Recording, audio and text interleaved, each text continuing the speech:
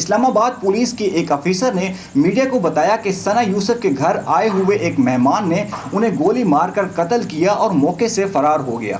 بسم اللہ الرحمن الرحیم، السلام علیکم۔ ڈیجیٹل میگزین سے میں ہوں عدنان نجم۔ ناظرین، ٹک ٹاکر ثنا یوسف اسلام آباد میں اپنے گھر میں فائرنگ سے جاں بحق ہو گئی۔ یہ واقعہ سنبل پولیس کے علاقے میں پیش آیا۔ ثنا کا تعلق چترال سے تھا اور وہ سوشل میڈیا انفلوئنسر کی وجہ سے جانی جاتی تھی۔ پولیس کے مطابق ان کے گھر ایک مہمان آیا اور ٹک ٹاکر کو 2 گولیاں ماری، جس کے بعد ملزم موقع سے فرار ہو گیا۔ فائرنگ کی وجہ تاحال معلوم نہیں ہو سکی۔ پولیس فوری طور پر موقع پر پہنچی اور نعش کو طویل میں لیتے ہوئے پوسٹ مارٹم کے لیے پیمز ہسپتال منتقل کر دیا گیا، جبکہ گھر سے شواہد اکٹھے کرنے کے بعد پولیس مزید تفتیش کر رہی ہے۔ پولیس کا کہنا ہے کہ واقعے کی تحقیقات کی جا رہی ہے اور مزید پیش رفت ہونے پر میڈیا کو آگاہ کر دیا جائے گا۔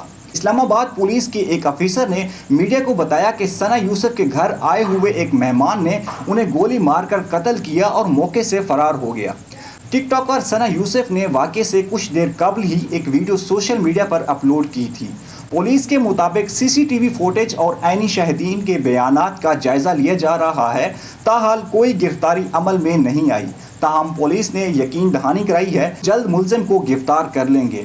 ٹک ٹاکر ثنا یوسف نے واقعے سے کچھ دیر قبل ہی ایک ویڈیو سوشل میڈیا پر اپلوڈ کی تھی۔